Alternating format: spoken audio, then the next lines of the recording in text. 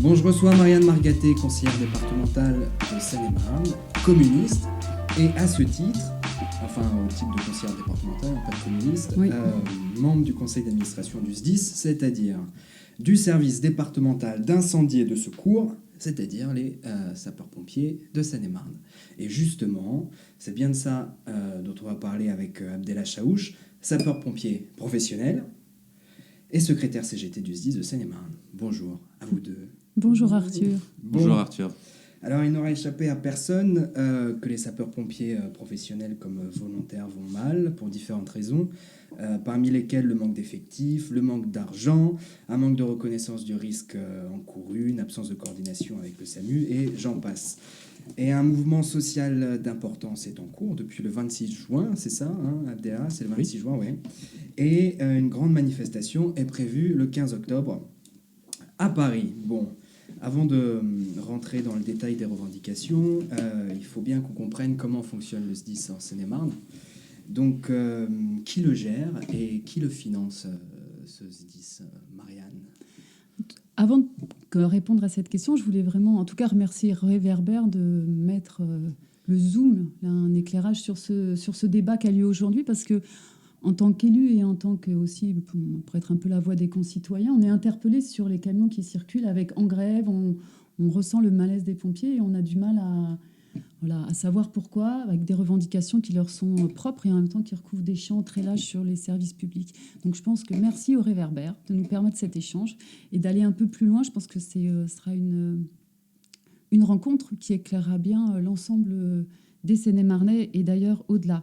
Pour le fonctionnement du conseil d'administration et du SDIS, il y a un copilotage de l'État, de la préfecture, Madame la préfète est présente à chaque fois, et du département, du conseil départemental, qui élit en son sein une présidente.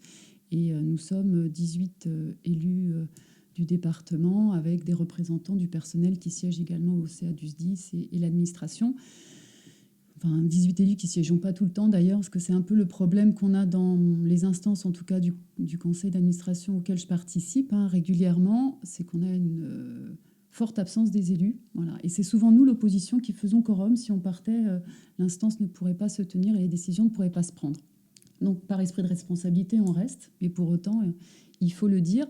Et le département est un très fort contributeur du SDIS Seine-et-Marne, qui est une particularité en France. Il contribue à près de 80% des recettes de fonctionnement. Les communes participent également pour une part donc moins importante et les EPCI. Voilà. Et certes, il contribue de manière importante, 108 millions en fonctionnement et 3,6 millions en investissement. Mais cette somme n'a pas bougé depuis 10 ans. Et ce qui peut commencer à expliquer cela. Abdellah ? Oui, exactement, en fait, c'est tout à fait ça, Marianne. Nous, on crie à l'absence des élus depuis un certain nombre d'années. Aujourd'hui, les comités techniques paritaires ne sont plus des comités techniques paritaires, mais ce sont des comités techniques où le paritarisme n'est plus obligatoire, ce qui fait que l'administration n'est pas tenue de reconsidérer la totalité des élus dans le cadre de leur contrat de représentativité. Pour autant, les élus sont absents des instances paritaires. Ils sont absents, il faut rappeler aux contribuables qui touchent une indemnité, ces élus. Et aujourd'hui, ces mêmes élus ne comprennent absolument rien d'un fonctionnement d'un service départemental d'incendie et de secours, c'est-à-dire d'un fonctionnement départemental des sapeurs-pompiers. Qu'ils soient volontaires ou professionnels, ils savent juste qu'il y a des pompiers volontaires et professionnels. Je suis convaincu que si certains élus, qu'on leur parle de FPT, nous parleraient de fourgon-pompe-tonne ou de fonction publique territoriale. Ils ne feraient pas la différence entre les deux. On en est là aujourd'hui. Et c'est ce qui nous a emmené à cette situation-là, en fait. Chacun s'est déchargé sur les directeurs respectifs qui ont organisé ce service départemental. Donc là, en l'occurrence, c'est le contrôleur général, M. Éric Faure. Chaque élu s'est déchargé, et je suis convaincu que Mme Isoline Millot en fait autant aujourd'hui. Et on est arrivé dans une situation qui est catastrophique, de fonctionnement catastrophique. C'est-à-dire qu'on a des centres de secours où aujourd'hui on n'a plus de pompiers, on est obligé de les fermer. Alors, comment se passe comment est réparti les tâches pour les sapeurs-pompiers professionnels et volontaires? Eh bien, en fait, on fait comme on peut. Dans les bassins où on a des pompiers volontaires, on essaie de mettre plus de pompiers volontaires et un peu moins de professionnels, et vice-versa, dans les bassins où il n'y a pas de volontaires, on essaie de mettre des professionnels. Sauf qu'un pompier volontaire, ce n'est pas son travail. Il ne vient que quand il est disponible. Et d'un mois à un autre, il n'a pas du tout les mêmes disponibilités. La particularité du SDIS de Seine-et-Marne, et ça c'est la Cour des comptes qui le rappelle, elle précise que le SDIS de Seine-et-Marne a pris l'équivalent temps plein de 1620 sapeurs-pompiers volontaires. C'est comme si vous aviez 1620 pompiers volontaires qui étaient embauchés à l'année. Ce n'est pas le cas, évidemment. En Seine-et-Marne, on a 3000 sapeurs-pompiers volontaires. Ils se partagent l'intégralité des disponibilités qu'il y a. La moitié des effectifs des centres de secours est tenue par des pompiers volontaires, si ce n'est pas la totalité. Et c'est pour ça qu'on se retrouve dans des centres d'intervention, à des centres d'intervention qui sont totalement fermés. Pour reprendre ce que disait sur le financement, effectivement, il y a ce qu'on appelle la TSCA, la taxe spéciale des contrats d'assurance, qui est prise, qui est payée par les assurances à l'État, et l'État la reverse au département. Et cette taxe, elle vient s'ajouter aux investissements du département liés aux impôts locaux des contribuables du département. Voilà. Et effectivement, il y a aussi des communes qui financent les services départementaux. Donc on va revenir sur les revendications un peu plus tard. Donc le SDIS est géré par le conseil départemental, est financé par le conseil départemental, est co-géré par le conseil départemental et l'État, la préfecture, et est financé dans son intégralité, presque dans son intégralité à 85% par le conseil départemental, le reste par les communes. Mais le conseil départemental reçoit une taxe qui est perçue sur les assurances. 22 millions en 2018. 22 millions. Ça correspond à un pourcentage en 2018. Alors, 148 millions de budget annuel, 22 millions de... On fera ça chez nous. Voilà. Ok. Bon, donc il y a 3000 pompiers volontaires, c'est ça? C'est ça. Et pompiers professionnels? 925 sapeurs-pompiers professionnels. Voilà, 3000 pompiers volontaires en Seine-et-Marne, 925 pompiers professionnels. D'où vient cette colère des pompiers, Abdellah, et qu'est-ce qui l'a déclenché et qu'est-ce qui la maintient aussi vive? Alors, cette colère, elle est montée à petit feu. Ça fait quelques années que ça ne va pas, en fait. Il y a quelque chose d'inédit en Seine-et-Marne et dans d'autres départements, parce que j'ai aussi des homologues qui me font part. C'est qu'aujourd'hui, on a des sapeurs-pompiers professionnels de carrière qui démissionnent, qui quittent la profession. Il faut savoir que quand on s'engage en tant que sapeur-pompier professionnel, on s'engage dans un cursus assez long et assez fastidieux pour pouvoir acquérir sa carrière et toutes les spécialités qui vont avec. Ce qui veut dire que lorsqu'on a quelqu'un qui s'en va, pour le remplacer, on ne le remplace pas du jour au lendemain. Et c'est une déception profonde, en fait, de ces employés qui sont au sein des SDIS et qui se disent « Moi, je ne crois plus en l'avenir de ce SDIS ». Il y a eu de remaniements qui ont été faits sur la refonte de la filière, sur l'évolution de carrière avec les avancements de grade. Les politiques publiques qui ont succédé ont saboté l'intégralité de notre statut en essayant de raboter des centimes et des centimes par-ci et là. Il y a eu tous les autres services publics qui sont les hôpitaux, qui sont les médecins. Il y en a de moins en moins. Donc du coup, le Code de la santé publique prévoit certaines dispositions par le biais du SAMU pour nous envoyer aller chercher les gens qui souhaitent rencontrer un médecin et qui n'ont pas les moyens de le faire. Nous le faisons parce que c'est la loi, c'est comme ça. On ne peut pas se refuser. Même si ce n'est pas notre cœur de mission, ça doit rester à la marge. Aujourd'hui, ce n'est plus la marge. C'est une majorité de nos interventions. On nous demande un niveau de formation, un niveau de qualité de formation qui ne correspond absolument pas à ce qu'on fait sur le terrain. Et ça, quand vous vous levez tous les matins et que vous avez la sensation de servir à rien du tout, il n'y a rien de pire que pour avoir envie de quitter une profession, c'est le profil type. Et c'est ce ras-le-bol. Tout ça valorisé. La prime de feu, par exemple, on a une prime de feu à 19% qui est intégrée dans le salaire. Elle n'a pas été revalorisée depuis 1990. Entre 1990 et aujourd'hui, on a pris quelques missions supplémentaires, quelques risques supplémentaires, et les types de missions qu'on a nettement changé, en fait. Alors, comme le département finance le SDIS et qu'il est copiloté par le département et l'État, comment est-ce que tu vois la part de responsabilité, le partage de la responsabilité entre l'État et le département sur cette question précise pour le SDIS de Seine-et-Marne? Alors, le SDIS de Seine-et-Marne, il a évidemment une responsabilité. C'est lui le payeur. Donc, c'est lui qui décide des grandes orientations qu'il veut pour son département. Alors, nous, ce qui nous insurge au plus profond de nous-mêmes dans ce département, c'est qu'ils n'ont pas la capacité de vision sur les années à venir. Et ils se retrouvent, en fait, à avoir des centres de secours qui ferment parce que les interventions explosent. Ils ne maîtrisent pas le nombre d'interventions qu'on fait. Les interventions, elles, explosent, rendant les conditions de travail exécrables. Et en fait, là, la part du département, elle est très importante. Ils ont signé un accord, par exemple, avec le SAMU de Seine-et-Marne, dans lequel ils s'arrangent à faire un nombre de carences d'ambulances privées par an, sous couvert d'un certain montant. Il faut savoir qu'à l'époque du directeur départemental, qui était M. Vignon, il y a déjà un moment de ça, ce directeur départemental avait attaqué le SAMU de Seine-et-Marne auprès du tribunal parce que justement, il nous obligeait à faire des interventions qui n'étaient pas de notre ressort, il ne voulait pas les financer. Ça a été arbitré par le préfet, ça. Et nous, on trouve déplorable que déjà un accord soit fait pour qu'on puisse faire des missions qui ne sont pas de notre ressort. Ce qui veut dire que fatalement, on fera ce type de mission, alors que lui, le SAMU, doit se débrouiller à récupérer ou renvoyer des ambulances privées. C'est leur cœur de mission. Ce n'est pas notre mission à nous, ça. Et ça, le département, lui, ne met pas suffisamment l'accent là-dessus.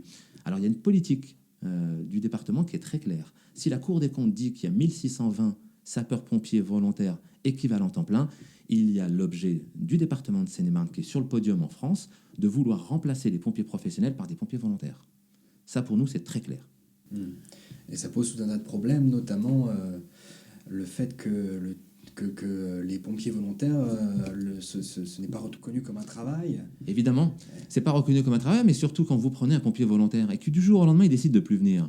Et quand ils sont 10 à faire ça, eh ben vous subissez votre politique que vous avez prise il y a quelques années quand vous avez voulu, par exemple, dans un centre comme Damary-Lélis ou dans des centres comme certains centres du sud de la France comme Nemours, où vous mettez plus de 50% de pompiers volontaires. Le jour où ils ne viennent pas, vous perdez 50% de l'effectif. Vous ne maîtrisez pas cet effectif. Ouais.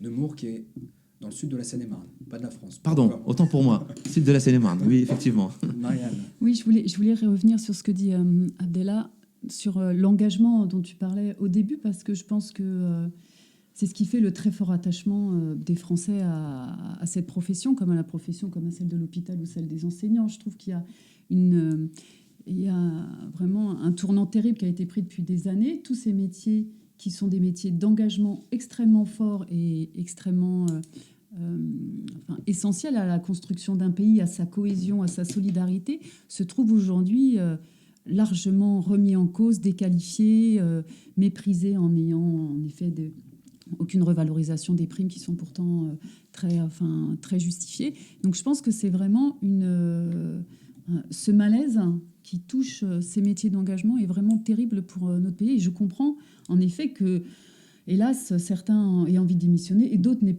aucune envie de rejoindre un métier dont on aime ce qu'il représente, mais pour lesquels les conditions de travail sont tellement difficiles qu'on y renonce.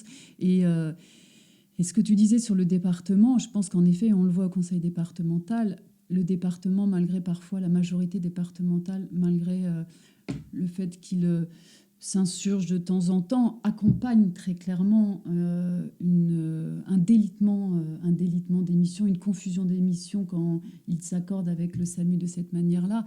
Et on arrive à quelque chose d'extrêmement flou. D'ailleurs, on sait de moins en moins qui fait quoi. C'est pour ça aussi que les choses sont compliquées. Et donc, ça permet toutes les évolutions possibles et au mauvais sens du terme. Et non, c'est tout. Bon, alors, le président du conseil départemental, dans une tribune publiée dans le Parisien, se défend de toute responsabilité et rejette la faute sur l'État. Donc, quand Patrick Septier dit que l'État interdit que l'État interdit aux conseils départementaux, au conseil départemental en tout cas, parce que c'est un pacte qui est signé, quand l'État interdit au conseil départemental de Seine-et-Marne d'augmenter ses dépenses de fonctionnement au-delà de 1,2%, que la seule augmentation de la prime de feu aurait pour conséquence une charge nouvelle de 3,6 millions d'euros dans un département comme la Seine-et-Marne, et que le gouvernement fait déjà peser sur les départements de nombreuses charges asphyxiantes, pour reprendre ces mots, à savoir le RSA, l'aide personnalisée d'autonomie ou l'accueil des mineurs étrangers non accompagnés. Crois-tu, comme lui, Marianne, que les charges de manœuvre, que les marges de manœuvre du département sont aussi faibles que ça? Alors, on a vu cette tribune qui est sortie cette semaine, il y a quelques jours, du président Septier. Notre maison brûle et il crie au feu. Enfin, je pense qu'il crie au feu, mais il est un des incendiaires de cette situation. Quand a été voté il y a quelques mois le pacte de Cahors, cette contractualisation qui est un véritable scandale. L'État a décidé de ne plus jouer sur le montant des dotations qu'il octroie aux collectivités, mais carrément, il les prend à la gorge en disant « Maintenant, c'est moi qui vais décider de l'augmentation de vos dépenses de fonctionnement ». Ça veut dire qu'en termes de libre administration des collectivités, c'est une remise en cause terrible. Donc, il prend à la gorge les collectivités, sachant que dans une collectivité, un département normal, le glissement vieillesse-technicité, tout ce qui est lié à la masse salariale, c'est 2 à 3% par an. Donc, très clairement, il étrangle les collectivités. Le département n'a pas fait beaucoup de résistance à cette décision de l'État, d'autant moins qu'il l'a dit lui-même, le président, qu'il respectait déjà ces 1,2%. Donc ça ne leur posait pas problème de signer avec l'État un accord s'engageant à ne pas dépasser ce plafond de 1,2%. Ils le faisaient déjà. Et donc on l'a d'ailleurs bien senti sur la suppression de politiques publiques dans cette collectivité. Il le faisait déjà, et d'ailleurs je reprends mot pour mot ce qu'il dit. Le SDIS 77, lors de ses orientations budgétaires 2019, s'est engagé depuis 2015 dans une politique active pour maîtriser, voire diminuer ses dépenses de fonctionnement, qui sont à 80% de la masse salariale pour les pompiers environ. Dès que des économies de gestion étaient possibles, en baissant fortement ses charges générales et en maîtrisant sa masse salariale par les gels de postes. Il en fait une méthode de gestion, voilà, très clairement. Donc il ne fait qu'accompagner ça. Sur donc, ce pacte de Cahors, en effet, de 1,2% par an, l'empêcherait de répondre et d'assumer ses responsabilités. Et donc, déjà, il y a des choix politiques qui peuvent être faits. Il se targue, le président Septier du département, d'avoir retrouvé des marges de manœuvre financières. À quoi elles servent ? À quoi peuvent-elles servir d'utile ? À ça, par exemple. Voilà. Et il dit, je le reprends, il a même des idées, des solutions existent pourtant, facturation de certaines interventions non urgentes et réorganisation de l'accès aux premiers soins de nos concitoyens. C'est-à-dire il donne en plus, à mon avis, des solutions qui n'en sont pas, mais peut-être tu nous en parleras, parce qu'on voit en effet se privatiser, se facturer des services qui étaient auparavant rendus, et la réorganisation de l'accès aux premiers soins de nos concitoyens, sur lequel le département est complètement absent, mais on y reviendra peut-être. Abdellah, là-dessus. Alors, très clairement, je reprends un peu ce que tu dis. Effectivement, il y a un contrat de base, en fait, qui est fait. C'est un engagement fort lorsqu'on veut être sapeur-pompier, qu'on soit pompier volontaire ou pompier professionnel. C'est un engagement fort. Pourquoi ? Parce qu'on sait que derrière, on a des gens qui nous soutiennent. On a une politique qui est liée à ça, qui soutient celles qui s'engagent fortement. L'image, elle est simple, en fait. Quand on rentre dans un immeuble d'habitation qui est en feu, les gens se sauvent. Nous, on rentre à l'intérieur, avec tous les risques que cela peut comporter. On rentre à l'intérieur parce qu'on sait que derrière, on est soutenu. On est soutenu par nos politiques et on est soutenu également par notre administration. Aujourd'hui, c'est plus le cas. Aujourd'hui, un service départemental comme celui de la Seine-et-Marne, c'est une péniche qui réagit avec une inertie invraisemblable et qui va subir les flots, les vagues successives qui vont être les accidents spécifiques liés à un événement exceptionnel, à un climat exceptionnel, à une situation économique ou socio-économique du territoire exceptionnel. Et là, c'est le cas. On le vit au plus profond. Un centre de secours comme Moret-sur-Loing, pour ne pas citer M. Septier, qui était maire de Moret-sur-Loing, il ferme par moment. Vous retrouvez sur les réseaux sociaux des gens de Moret-sur-Loing qui vous disent la caserne est fermée. Vous avez des sapeurs-pompiers qui manifestent et qui disent leur mécontentement par le biais des réseaux sociaux, qui se font convoquer par la hiérarchie parce qu'ils ont publié sur les réseaux sociaux que le centre de secours était fermé. Alors du coup, c'est les femmes de ces sapeurs-pompiers qui manifestent sur les réseaux sociaux. C'est du grand n'importe quoi. Et on essaie de calmer les esprits. Monsieur Septier, encore une fois, avec Madame Isoline Millot et le directeur départemental, ont envoyé un courrier qu'ils ont joint avec les fiches de paye des agents du mois de, je ne dis pas de bêtises, je ne voudrais pas me tromper, aux environs du mois de juin, me semble-t-il, dans lequel il explique qu'il y a des actions qui vont être menées pour pouvoir. Mais sauf qu'on n'y croit plus, c'est fini, parce que ils ont tellement dit qu'ils mèneraient des actions, le résultat sur le terrain, on ne le voit pas, absolument pas. Monsieur Castaner, lui le premier, a dit, ministre de l'Intérieur, il a dit qu'il ne lui appartenait pas, dans une tribune, qu'il ne lui appartenait pas de définir l'engagement financier d'un département et que c'est les payeurs qui doivent prendre leurs responsabilités en renvoyant la balle au département, tout en sachant que les accords de Cahors les empêchent de dépasser d'1,2% les investissements. Donc en fait, tout le monde se fiche de nous, sauf qu'aujourd'hui, tout le monde le lit.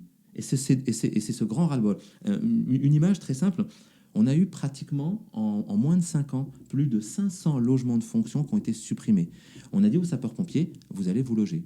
Sur 900 logements pour 62 centres de secours, il y a eu 500 logements qui ont été totalement supprimés. Et quand on pose, nous, la question à la CGT, à la direction, ils nous disent non, mais c'est les agents qui ont demandé à quitter. Bien sûr, ceux qui sont à Poto-Combo ou ceux qui sont à Villeparisis où les loyers sont très chers, c'est eux qui ont demandé à rendre le logement pour aller payer un loyer super cher. Mais bien sûr, on se marche dessus. C'est du grand n'importe quoi.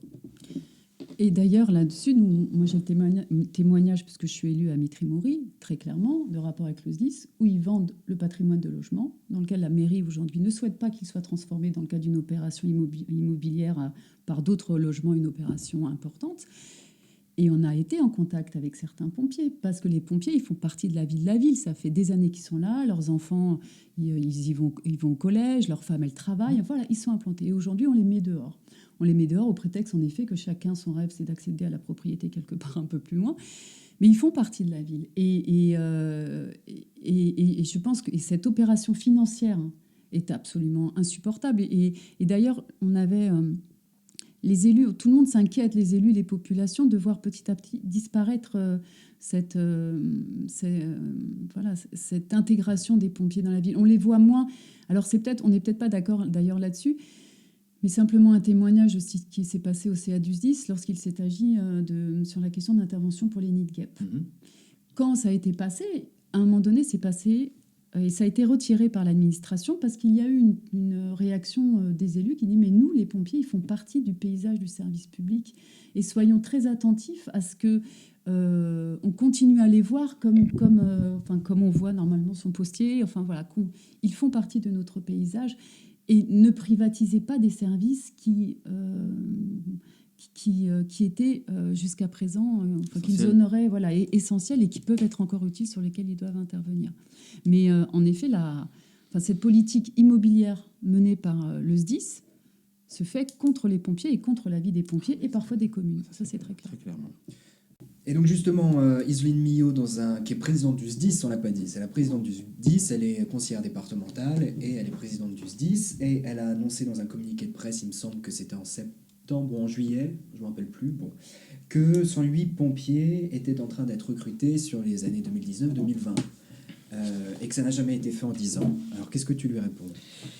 Eh ben, je réponds à Mme Iseline Millot que c'est bien, il faut recruter des sapeurs-pompiers, il faut impérativement recruter, mais beaucoup plus que ça. Juste pour mémoire, depuis maintenant bientôt 15 ans, au sein du service départemental d'incendie de secours de Seine-et-Marne, on a à peu près 70 départs par an. 70 départs, c'est des gens qui ont envie d'aller, qui ont passé une partie de leur carrière ou qui ne sont pas originaires de Seine-et-Marne et qui veulent reconduire et poursuivre leur carrière dans un autre département, souvent des départements dont ils sont originaires, pour ne pas citer la Bretagne par exemple, ou d'autres départements français. Et donc on a le droit, dans le cadre de nos statuts, de pouvoir demander à aller dans d'autres départements qui, évidemment, recrutent eux. Et eux, ils sont fourvoyeurs des départements franciliens, parce que c'est là où il y a le plus de sapeurs-pompiers. Les départements des pompiers sont classés en 3 catégories. On fait partie de la première catégorie, catégorie A. En fonction du nombre de population et de budget, on a un volume important de personnel. Donc on a à peu près 70 départs par an. Elle dit recruter 108 sapeurs-pompiers, ça va ne faire que combler à peine les départs qu'on a déjà chaque année, sans compter les départs en retraite. Donc tu dis 70 départs par an, plus les départs en retraite, donc qui ne sont pas renouvelés. Ah non, évidemment, qui sont considérés dans les 108. Les 108, ils ne font que remplacer ceux qui s'en vont. Nous, aujourd'hui, on demande 100 sapeurs-pompiers supplémentaires des 925, c'est-à-dire en plus des 108 que Mme Iseline Millot prévoit. Sauf qu'un sapeur-pompier, c'est, si je dis pas... C'est ça, oui, c'est aux alentours de 50 000 € par an. Un sapeur-pompier professionnel.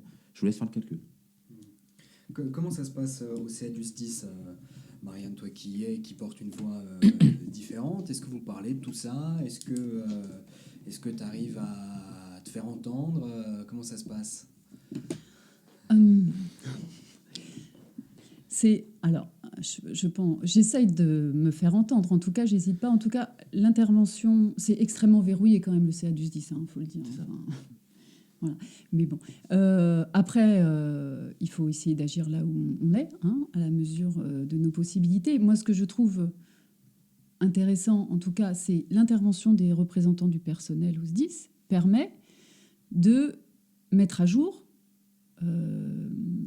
des questions qui sinon ne seraient pas débattues. Sinon, vous êtes dans une machine très bien huilée, très technique, très complexe aussi pour des élus qui ne sont pas des spécialistes. Donc, ça peut être un peu difficile d'intervenir dans ce contexte-là.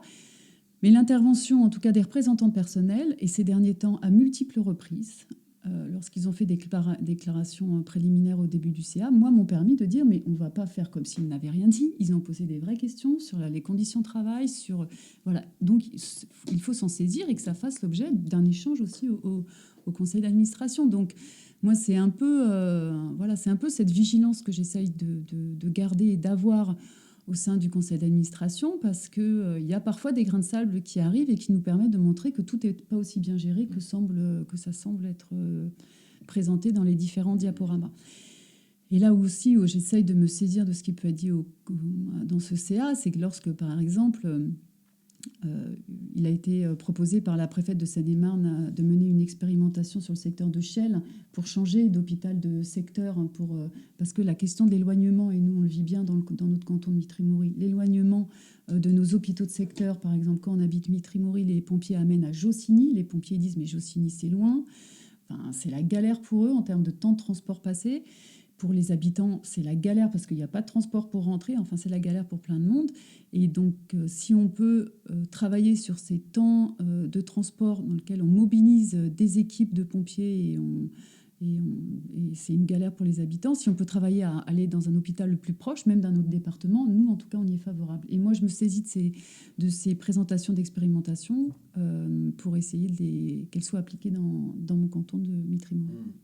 Et toi, Abdel, est-ce que tu as l'impression d'être, j'imagine non, mais je te pose quand même la question, entendu par la hiérarchie? Non, non, pas du tout. On n'est pas entendu par la hiérarchie, à tel point que nous, on est obligé de légiférer. C'est-à-dire que nous, à la CGT du SDIS de Seine-et-Marne, on a régulièrement saisi la justice. On a déjà plusieurs fois fait condamner la direction départementale de ses agissements, de ses comportements et même de ses délibérations. Ces fameuses délibérations qu'ils prennent en CA. Pour exemple, l'utilisation des voitures de service. Il y avait plus de 250 voitures de service Clio et Scénic qui étaient carrément à disposition de la famille des voitures d'officiers ou d'officiers supérieurs. C'est-à-dire que leurs femmes ou leurs enfants pouvaient conduire le véhicule.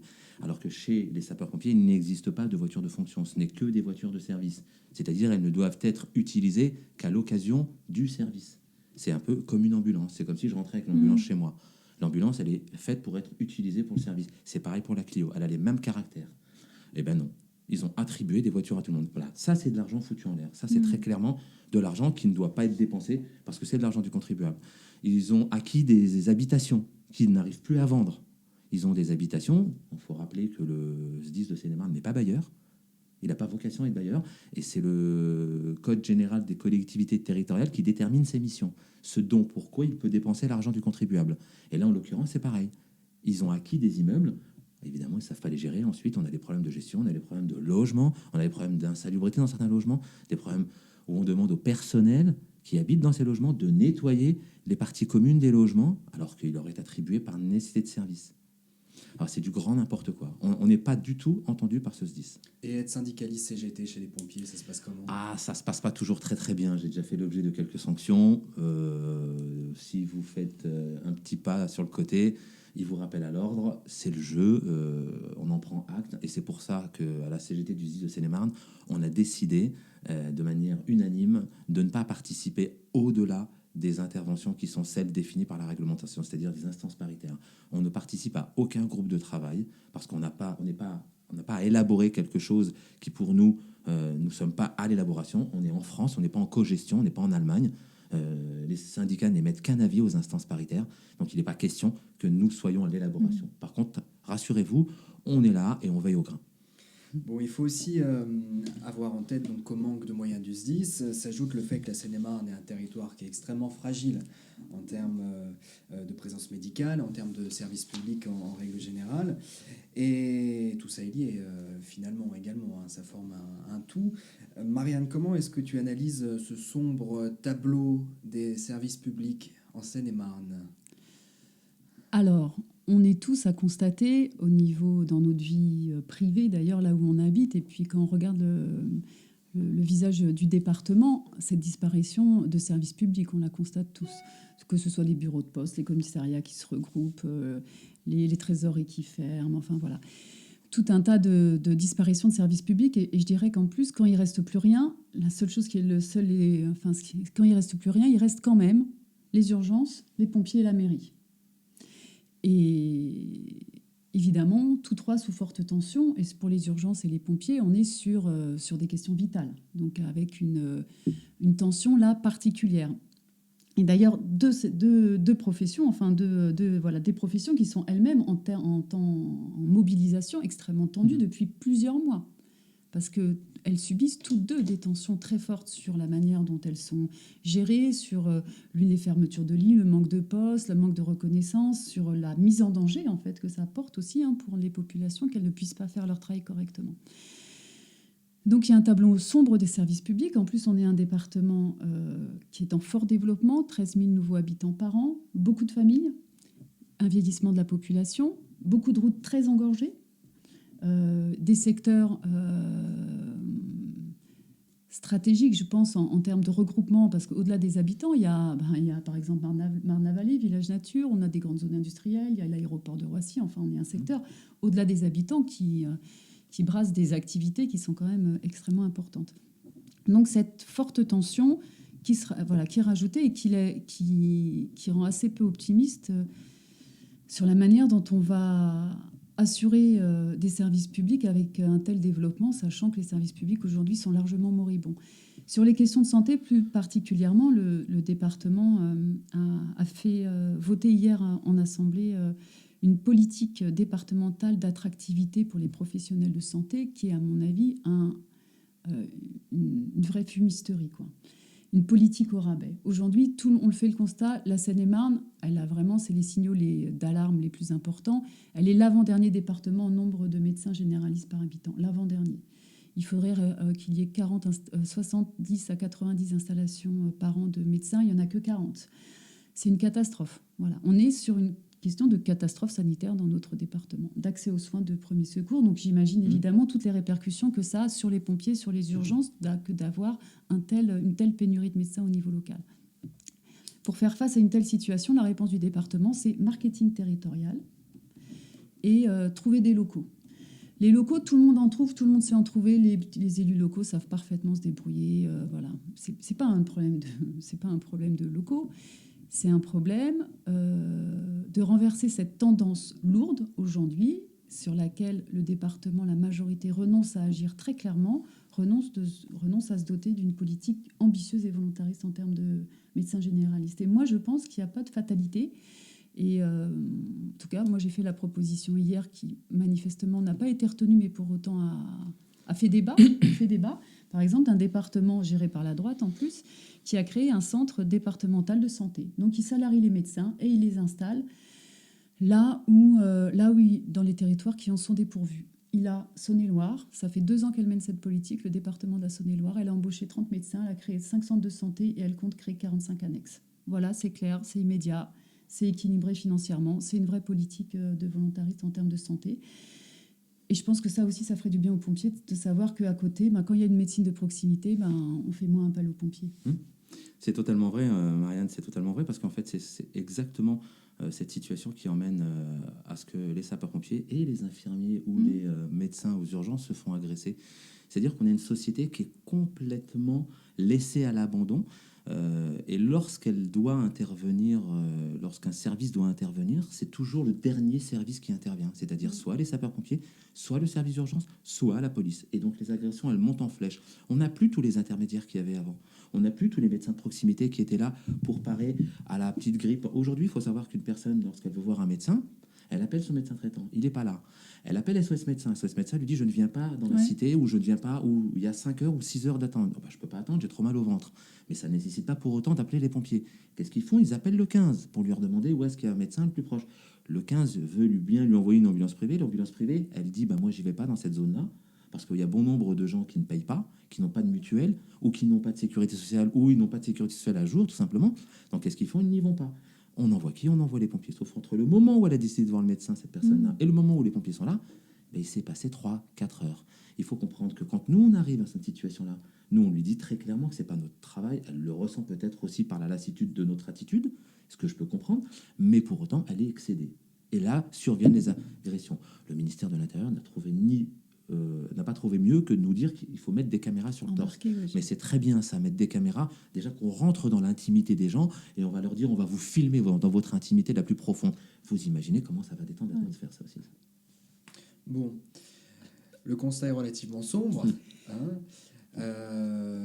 Est-ce que il y a des pistes d'amélioration là pour travailler direct tout de suite Moi, j'ai peur quand même, Arthur, parce que là, il y a le Grand Paris qui se dessine. Nous, on va être le refuge du Grand Paris. On n'est pas totalement pris dans le Grand Paris. Ça veut dire que la totalité de tout ce qui est dans le Grand Paris, les prix vont augmenter de manière exponentielle. Et on va se retrouver comme étant le département refuge de l'Île-de-France. Est-ce qu'aujourd'hui, on est en capacité de pouvoir absorber ça? Moi, je vous le dis très clairement, non aujourd'hui. Non. Aujourd'hui, nous, vous avez un centre de secours qui est pas très loin. On est à Volpénil. Il est juste à côté. Moi, je suis à Damary-les-Lys. Il m'arrive d'intervenir ici. Vous imaginez les délais d'attente pour un arrêt cardiaque? Vous imaginez les délais d'attente pour un nourrisson qui a une obstruction des voies aériennes, qui n'arrive plus à respirer? Non, mais c'est très clair. On part avec la housse à cadavre. C'est morbide, mais c'est la réalité. Voilà comment on va dessiner demain le service public. Marianne? En effet, c'est sombre, mais en même temps, c'est la réalité. Mais moi, je pense qu'il y a des solutions voilà, il y a une volonté politique qui doit s'affirmer. Il faut il y a des mobilisations, et qu'elles soient dans les urgences aux pompiers ou toutes celles qu'on connaît, qui doivent se faire entendre. Et j'espère que, voilà, que la mobilisation qui existe depuis plusieurs mois trouvera enfin réponse auprès de nos gouvernements, parce que je crois que la cocotte minute, en effet, elle monte un peu partout, hein, et qu'il serait temps qu'on retrouve des choix de société qui correspondent à l'intérêt de tous et qui ne soient... Enfin, voilà. Et sur des questions vitales aussi majeures, ce serait la moindre des choses. Bon, je vous remercie. Merci à toi. Merci, Arthur. Et donc, manifestation le 15 octobre à Paris. C'est ça, manifestation le 15 octobre à Paris. La cocotte minute, elle est pleine. On va l'ouvrir le 15 octobre à Paris et on invite toutes celles et ceux qui veulent soutenir les sapeurs-pompiers. Très bien, et on suivra ça de très près. Merci Rendez-vous beaucoup. pris. Merci.